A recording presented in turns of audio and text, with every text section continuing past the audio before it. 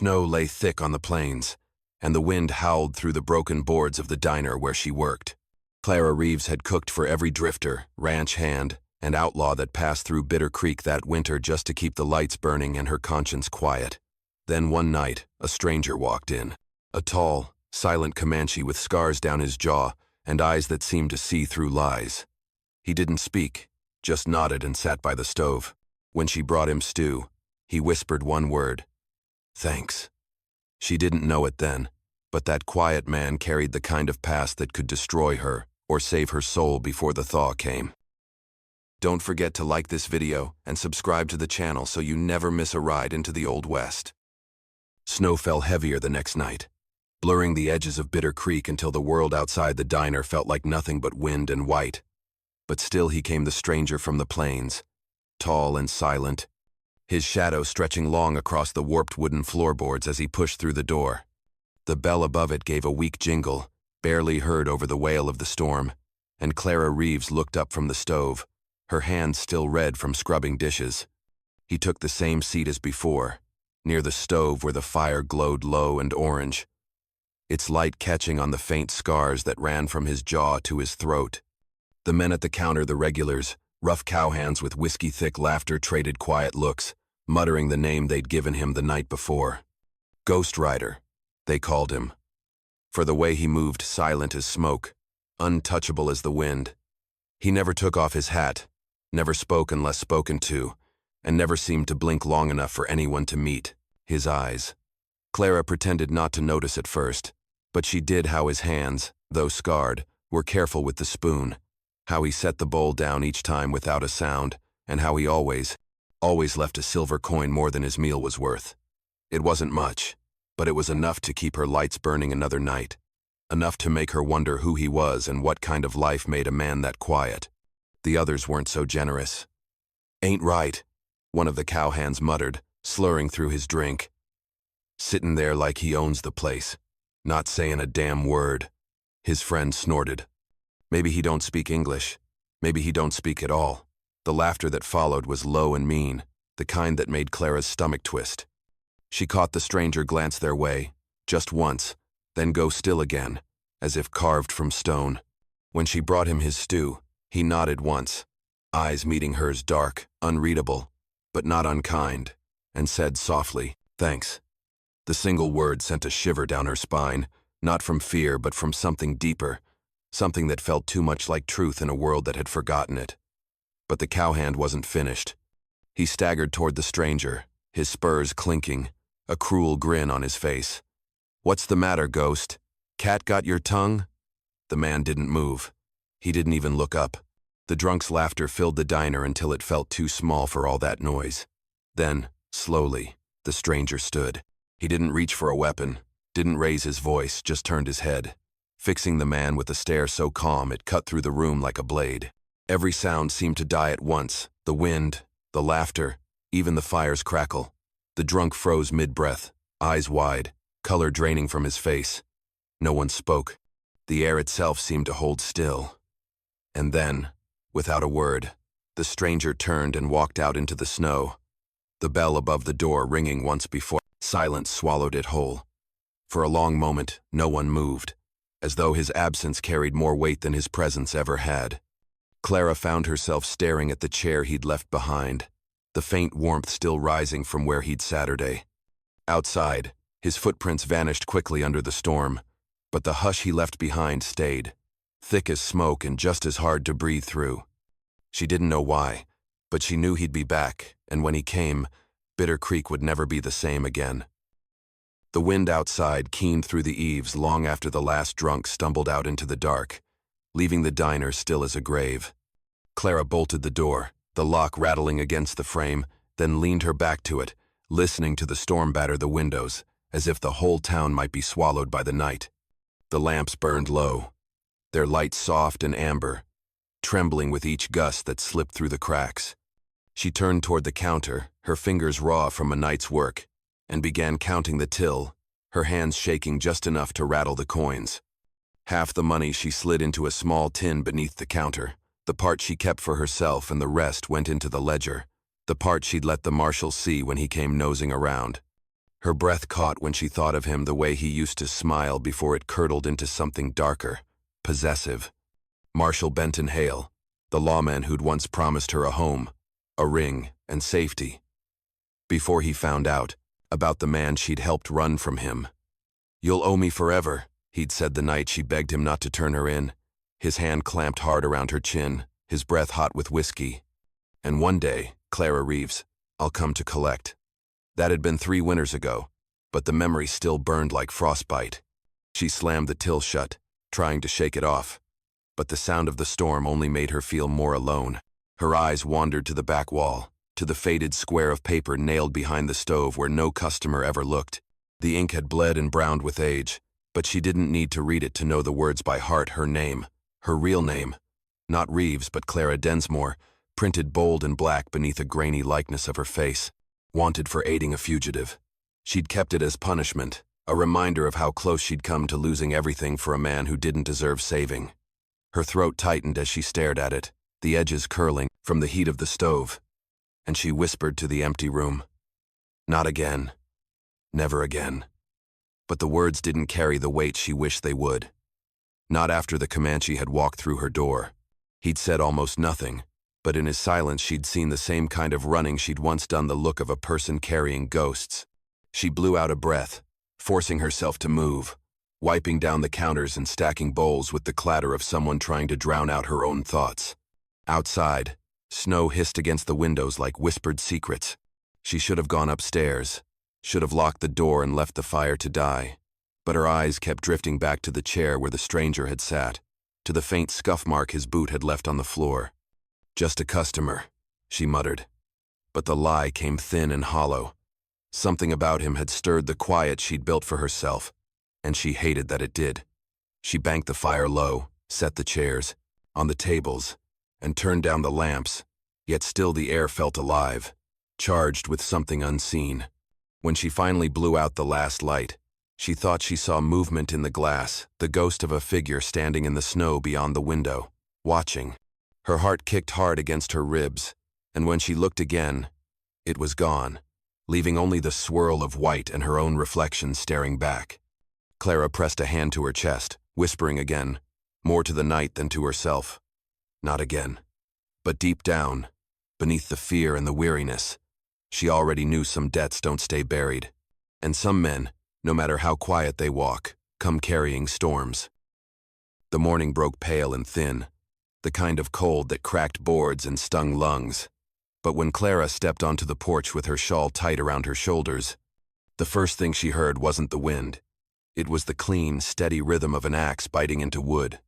She froze, blinking against the bright spill of snowlight, and there he was, the Comanche, stripped to his shirt despite the cold, muscles taut beneath skin that carried the faint shimmer of frost. Each swing came smooth and precise, the kind of movement born of a man who'd learned long ago that patience and strength were the same thing. For a moment, she just watched, her breath ghosting out before her, the sound of the axe filling the quiet between them. He must have felt her stare because he paused mid-swing, straightened, and looked over his shoulder with that same unreadable calm. "You feed me," he said, his voice low but firm. The words clipped like he'd learned them by ear.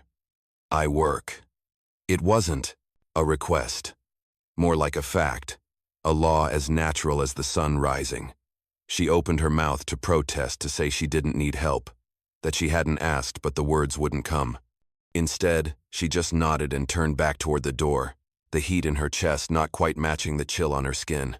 By the time the stove was crackling again, the pile of chopped wood outside had doubled, and by noon, when she peeked out again, she found him mending the fence behind the diner with wire he'd scavenged from the old barn, his hands sure and steady. He didn't speak when she brought him a mug of coffee, just nodded once in thanks before going back to work, the steam curling between them in the brittle air. Over the next few days, the stranger's presence wove itself into the quiet rhythm of her life, as if it had always belonged there. He fetched water from the frozen well, repaired the wagon wheel she'd been too afraid to touch, even replaced the loose hinge on the diner door that had creaked for months. He spoke little, just enough to make himself understood, but his silence didn't feel heavy anymore. It filled the space with something softer, something she hadn't known she missed. The cowhands noticed too. They whispered less when he entered now, their jokes quieter, their laughter wary but not cruel. "Ghost Rider's got himself a job," one muttered, half smiling. "Maybe he's more man than myth." And slowly, almost imperceptibly, the bitter edge that had clung to the winter air began to thaw. Clara found herself humming as she scrubbed dishes, sometimes glancing through the window to see him working with the sun glinting off his hair, steam rising from his shoulders like smoke. Once, when she burned her hand on the stove, he was there before she could curse, pouring cool water over her skin without a word, his touch gentle, precise. "You should wear gloves," he said, and she almost laughed because it was the first time he'd told her anything at all. "You don't have to do this," she murmured, staring at the steam rising from the bucket. "I feed you 'cause it's right. That's all." His eyes met hers then, dark and steady. "I know," he said simply, "but right should go both ways." She didn't know what to say to that, so she didn't. She just nodded and let him return to his work. By the week's end, the snow had stopped falling, and the days, though still cold, carried the faintest hint of warmth, the kind that didn't come from the fire, but from knowing, for once, she wasn't weathering the storm alone. The sound of hooves came first, cutting through the slow rhythm of the noon wind, sharp and deliberate, the kind of sound that didn't belong to drifters or cowhands but to someone who wanted to be heard before he was seen. Clara stiffened where she stood behind the counter, the dish rag twisting in her hands as the noise grew louder, until the jingle of spurs and the creak of leather announced what she already feared. Sheriff Barlow. She saw him through the warped glass of the diner window, riding slow up Main Street, his badge glinting in the pale light, his coat drawn tight against the cold. He hadn't been to Bitter Creek in nearly a year, but time hadn't dulled him. If anything, the years had carved him harder. When he swung down from his horse, boots hitting the snowpack with a heavy thud, she felt the breath catch in her throat like a stone. The door opened with a gust of wind that carried the smell of dust and whiskey, and there he was, Benton Barlow, with that same easy smile she'd once fallen for, the same steel-gray eyes that never warmed, no matter how soft his words. "Well now," he drawled, brushing the frost from his hat. "If it ain't Clara Reeves. Bitter Creek's been mighty dull without your stew." The men at the counter straightened, their laughter fading into wary silence. Clara forced her voice steady. "Sheriff," she said, nodding politely. "Didn't figure to see you this far north." He chuckled, the sound low and knowing. "Oh, you know me. Trouble's got a way of finding me, or maybe I find it first." He moved closer, boots clinking across the boards, and leaned an elbow on the counter like he owned the place. "Heard a curious thing in town," he said, eyes glinting. "Folks say you've been keeping company out here. Got yourself a Comanche working for you. That true?" Clara's heart stuttered, but she didn't flinch. "Just a hired hand," she said evenly. "Helps with wood and water. Earns his keep like anyone." Barlow's smile widened, but it didn't touch his eyes. "Hired hand, huh? Don't recall you ever hiring anyone before." "You sure that's all he is?" She met his gaze squarely, forcing herself not to blink. "That's all." He studied her for a long moment, then leaned in close enough that she could smell the tobacco on his breath. "You be careful who you help, Clara," he murmured, voice soft as a blade drawn in the dark. "You remember what it cost you last time." The words hit harder than a slap, dragging her straight back to that night years ago, his hand gripping her arm, the ink still wet on her wanted poster, the choice between prison and the debt she'd been paying ever since. Her throat went dry, but she managed to whisper, "I remember." His smile lingered as he tipped his hat and turned for the door. "Good. Wouldn't want history repeating itself." The bell above the frame jangled as he stepped out into the cold, the sound fading with his boots crunching through snow. She stood still long after he'd gone, her pulse hammering in her ears. Outside, through the fogged glass, she could just make out the shape of the Comanche watching from behind the barn, still as a shadow. She met his eyes across the distance, and though no words passed between them, she knew he'd heard everything. The silence that followed was heavier than fear, because deep down, Clara knew the sheriff wasn't done. He never was. And this time, if the past came calling, she wasn't sure she'd survive paying the debt again. The wind had quieted by nightfall, leaving Bitter Creek wrapped in a kind of uneasy stillness. the kind that comes after a warning but before a reckoning. The diner was empty save for the soft pop of the stove fire and the scrape of Clara's rag against the counter. She moved slow, careful, as if silence might somehow undo the day. The sheriff's visit still clung to her skin like the smell of smoke. His words, that smile, the ghost of old fear she'd thought buried for good. Behind her, in the corner by the stove, the Comanche sat where he always did, hat in his lap, his gaze fixed on the flames. He hadn't said a word since she'd served him supper, though she could feel his presence the way she felt the cold seeping through the window crack steady, unavoidable. When she finally turned to douse the lamps, his voice came low and rough, like a river dragging stones. "He hurt you before." The words caught her off guard, slicing through the quiet so cleanly that for a moment she didn't breathe. She froze, rag still in hand, then turned, her heartbeat a hard, uneven rhythm. "You don't know that," she said, forcing the words out steady. But he looked up at her then, and the firelight caught his eyes, dark and deep, reflecting not pity but recognition. "I know what hurt looks like," he said simply.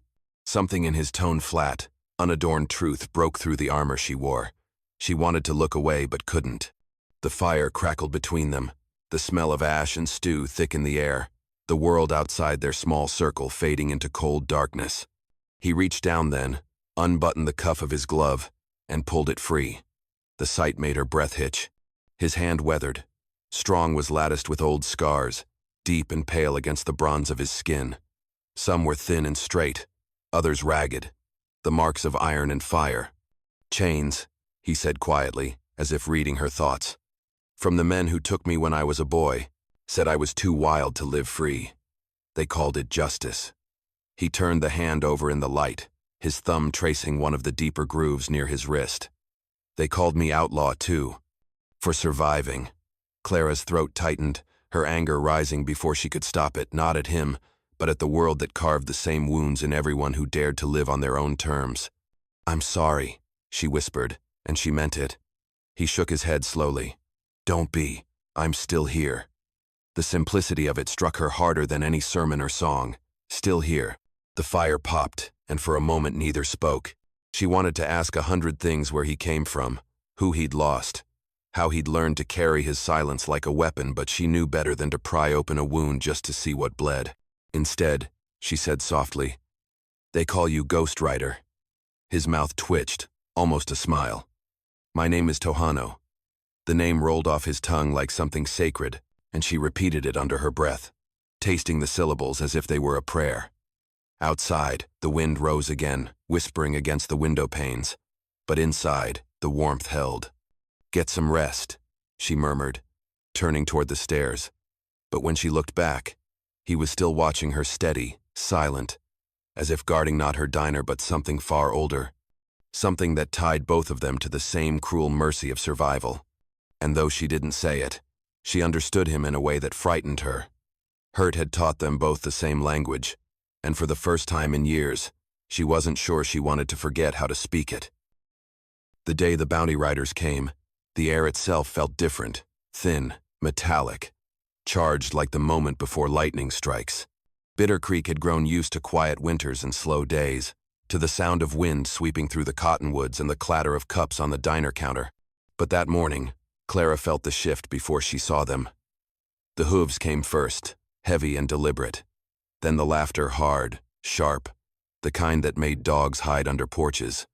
When the door swung open, a gust of cold followed 4 men in dust-stained coats, their faces roughened by the trail and their eyes hungry. "Mornin', miss," the tallest one drawled, tossing his gloves onto the counter. His badge wasn't law, it was brass, shiny enough to pretend authority but bought with blood. "Coffee for the boys," he said, "and something to warm the belly." Clara forced a smile, the one she'd perfected through years of surviving men who wanted too much. "Be right out," she said, her voice even, though her pulse hammered in her throat. She turned for the pot, but when she came back, one of them was already leaning over the counter, sliding a crumpled piece of paper toward her with a smirk. "You got a good memory, darlin'?" he asked. "'Cause we're looking for someone. Figured you see plenty of faces around here." She looked down, and the world tilted. The paper was yellowed, its corners curled, but the name across the top hadn't faded. Clara Densmore. Her own eyes stared back at her from the grainy sketch, younger but unmistakable. The ink below still read for aiding a fugitive. Reward, $200. Heard the reward still stands, the man said, his voice casual as he drummed his fingers on the counter. Law never did say dead or alive. The laughter that followed curdled her stomach. She swallowed hard, her hand gripping the coffee pot tight enough to shake. Can't say I've seen her, she managed. The man grinned. Didn't figure you would. But if you do, you let us know. Woman like that, she's bad news. Helped her brother escape a lynching down in Abilene. Whole thing got bloody. Real shame. He leaned in close, his breath sour with tobacco. World don't forget folks like her, even if they think they've run far enough. Clara forced herself to meet his eyes. I'll remember that. He tipped his hat, satisfied, and the four of them clomped out, leaving muddy prints across the floor in a silence that rang louder than their laughter ever had. Only then did she realize she hadn't breathed in half a minute. From the corner of the room came the soft scrape of a chair. Tohano stood, his face unreadable, though his jaw was tight, his shoulders drawn like a bowstring. He walked to the counter, picked up the poster, and stared at it for a long moment before folding it once, twice, and setting it on the stove where the flames licked it to ash. They'll be back, he said, his voice low. Certain. Clara's breath came quick, shallow. Then I'll run, she said, the words trembling even as she tried to sound sure. Pack what I can, be gone by dawn. But Tohano shook his head, the motion slow, final. No, he said. You've run enough. His gaze met hers, dark as midnight and steady as stone. You think running saves you, but it only teaches them how to follow. She stared at him, her heart thudding hard against her ribs, torn between fear and the strange, fierce calm in his tone. What do you know about it? She whispered. Everything, he said, and the quiet in his voice carried more weight than any threat. Outside, the riders' laughter faded into the wind, leaving the smell of snow and iron behind. Inside, the diner felt smaller, the walls closer. Clara gripped the counter to stop her hands from shaking, and Tohano turned back toward the window, watching the tracks the bounty men had left in the snow. They'd come again. She knew it, and this time, she wasn't sure if she'd be the hunted or the one who finally stopped running. The wind came first, howling low across the plains, dragging snow and darkness with it like a living thing. Bitter Creek disappeared beneath the storm's white fury, every light swallowed, every sound smothered except the groan of wood and the rattle of loose shutters. Clara had just finished locking up, the lamps turned low, when the first shot shattered the night. The window beside her exploded in a burst of glass and cold, sending her sprawling behind the counter, hands flying to her head.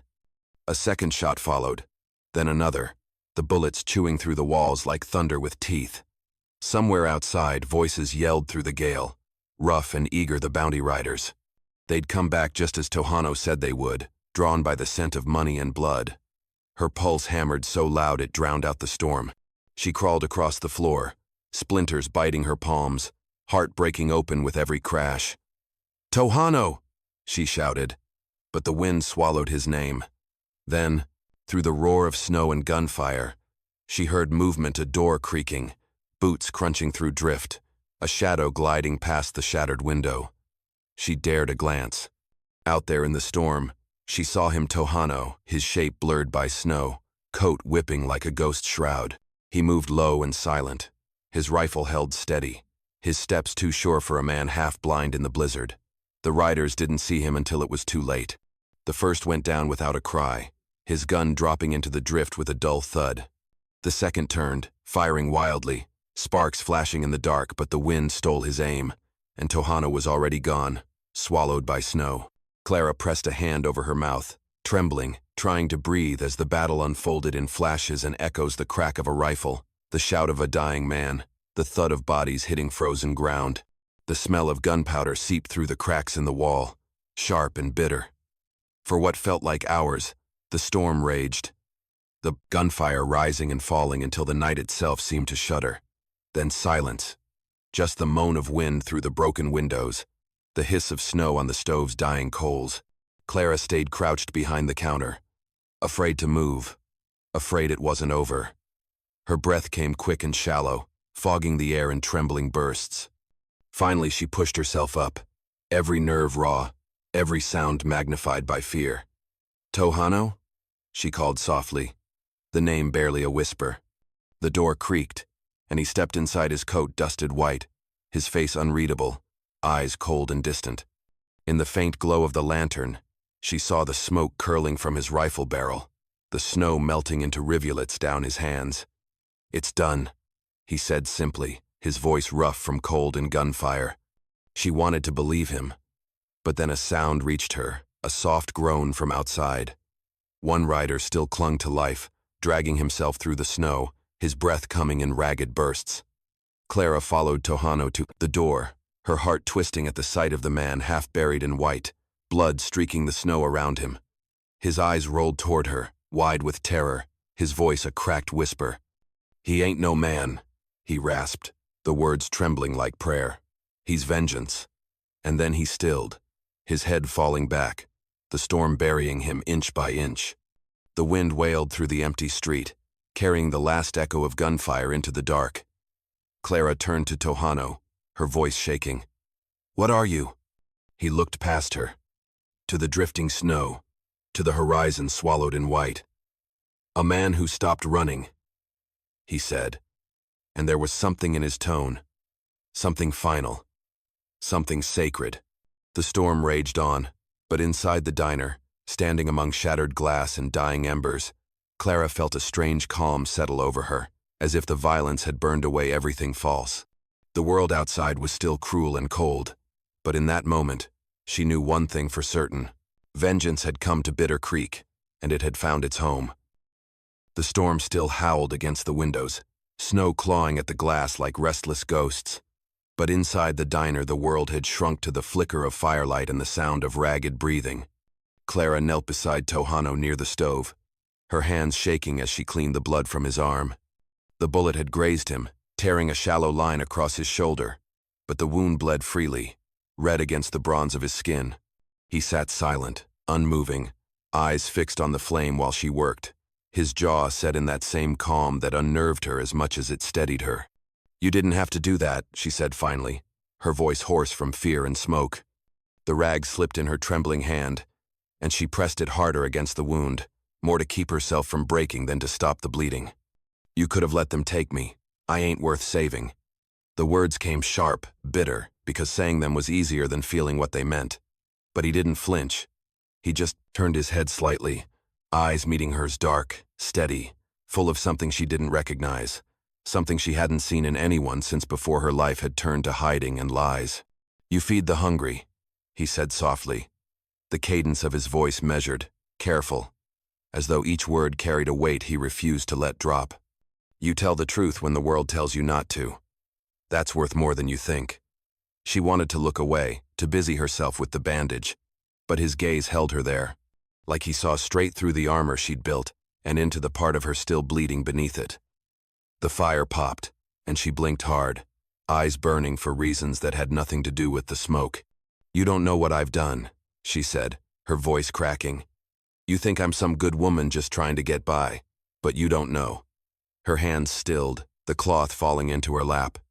"That wanted poster, they showed every word of it. True. I helped a fugitive. My brother, Daniel. He was gonna hang for killing a ranch foreman who whipped one of our hands to death. Said he was defending himself, but nobody cared he was poor, half Mex, and they wanted a body for the papers. So I cut him loose. Stole a horse, lied to the law, and sent him south before they could take him. He made it 3 days before they found him." Her breath hitched. "They didn't just kill him, Tohano. They made a show of it, said it was justice." She shook her head, tears blurring the firelight. "Barlow knew what I'd done. Could have turned me in, but he didn't. Said I owed him. Said I'd pay by keeping quiet, doing what he asked, staying put so he'd know where to find me if he ever needed." She swallowed hard, her voice dropping to a whisper. "And I did. I stayed. Hid behind a new name, a diner, and a lie I told myself so many times it started to sound true. For a long moment, The only sound was the fire. Its light dancing across their faces. She expected him to turn away, to speak the judgment she'd carried for years, but he didn't. He just watched her, unblinking, the silence between them soft as mercy. When he finally spoke, his words came slow, steady, carved with truth. "You did what you could with what the world gave you," he said. "That ain't a sin, it's survival." He reached out then, taking her hand in his grip firm, grounding.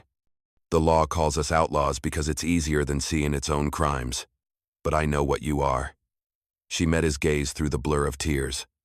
"And what's that?" He held her eyes, the corner of his mouth lifting just barely. "Alive." The word settled in her like a heartbeat, small but undeniable.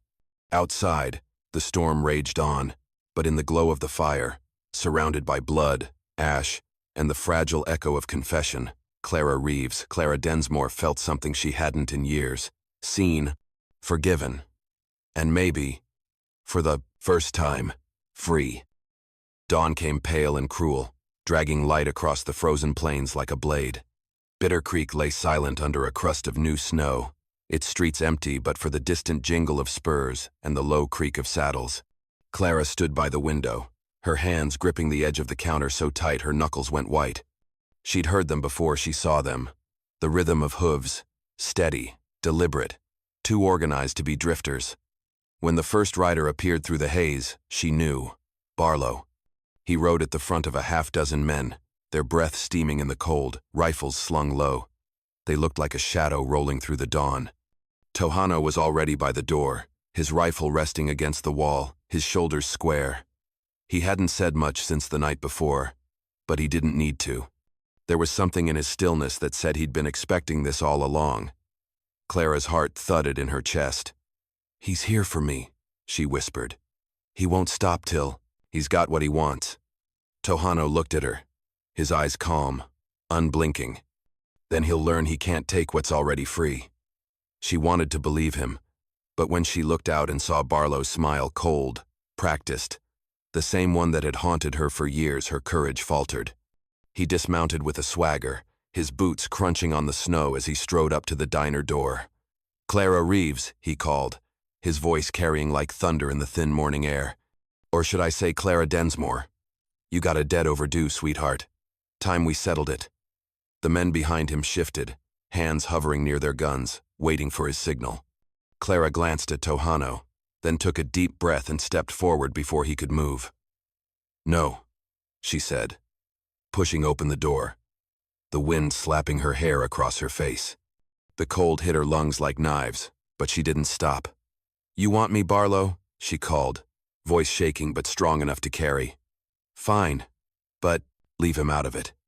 The sheriff's grin widened, smug and poisonous. "Always were good at taking the blame, weren't you?" He took another step forward, the metal of his badge flashing in the new light. "You think hiding behind a savage's shadow changes what you did? Law don't forget, Clara. It just waits." His hand drifted toward his revolver. She froze, breath catching, but before he could draw, another voice cut through the cold, a deep, steady tone that made the air itself still. "She's under my protection." Barlow turned, eyes narrowing. Tohano stepped out from the diner, coat whipping in the wind, the rising sun catching on the rifle slung across his back. His face was calm, carved from stone, but his eyes burned with something that made even hardened men hesitate. "You should ride on," he said evenly. "This place don't need more blood." Barlow laughed, a short, ugly sound. "You think I'm scared of one man?" But then the wind shifted, carrying a sound from the ridge beyond town, the low, rhythmic thrum of hooves. Dozens of them. Clara turned, her heart skipping as shadows began to move through the white horizon. Shapes, then riders, Comanche riders, 24 strong, emerging from the snow like ghosts, their horses silent, their spears glinting faintly in the dawn. They fanned out behind Tohano, forming a line that shimmered with heat and fury despite the cold. Barlow's smirk faltered, his hand freezing above his holster. One of his men cursed under his breath. "He ain't bluffing, Sheriff." Tohano's voice came low but sure, every word measured. "You ain't the law here," he said, his gaze locked on Barlow. Not anymore. The silence that followed was heavy enough to crush the wind itself. For a heartbeat, no one moved. Then Barlow's hand twitched, just barely, and in that instant, he saw something in Tohano's eyes that made him stop. Something older than law, older than vengeance. Slowly, deliberately, he lowered his hand, the false bravado bleeding from his face. "This ain't over," he muttered, but even he didn't believe it. He turned his horse, the posse following without a word, their tracks already being swallowed by snow. When they were gone, Clara exhaled a breath she hadn't realized she'd been holding. Tohano looked at her, the faintest trace of a smile breaking through the steel of his expression. "It's over," she whispered. "For now," he said. But as the riders behind him melted back into the white horizon, she realized something deep and certain. When the thaw came, it came slow, as if the earth itself needed time to remember how to breathe again. The snow retreated from the hills in thin, gleaming ribbons. The river broke its silence with the groan of moving ice, and the air, once sharp with the sting of frost and gunpowder, grew soft with the smell of wet earth and pine. Bitter Creek stirred from its long hibernation, its scars fading beneath new grass and sunlight, and in the heart of town, the old diner lived again. The broken windows had been replaced, the walls scrubbed clean of smoke, and laughter now filled the space where gunfire had echoed months before. Cowhands came in muddy from the range, ranch wives traded stories over coffee, and travelers passing through spoke of the ghost winter, as if it were a legend rather than a memory. Clara worked the stove like she always had, but something in her had shifted her shoulders, no longer hunched beneath the weight of guilt. Her voice no longer trembled when men in badges crossed her threshold. She'd stopped waiting for footsteps in the night. Even the old wanted poster her face and false name, long since burned to ash, felt like something from another lifetime. Outside, the river ran clear again, carrying away what was left of the past. Tohano still came every evening at sunset, same as before, silent as the wind that followed him. Sometimes he helped stack firewood or fix the fence out back. Other times he simply sat near the porch rail, his gaze fixed on the horizon where the sky turned gold and crimson. They didn't need words between them anymore. The quiet had become a kind of language, steady, familiar, honest. That evening, the sun hung low over the plains, setting the diner windows ablaze with color. Clara wiped her hands on her apron, poured 2 cups of coffee, and stepped outside.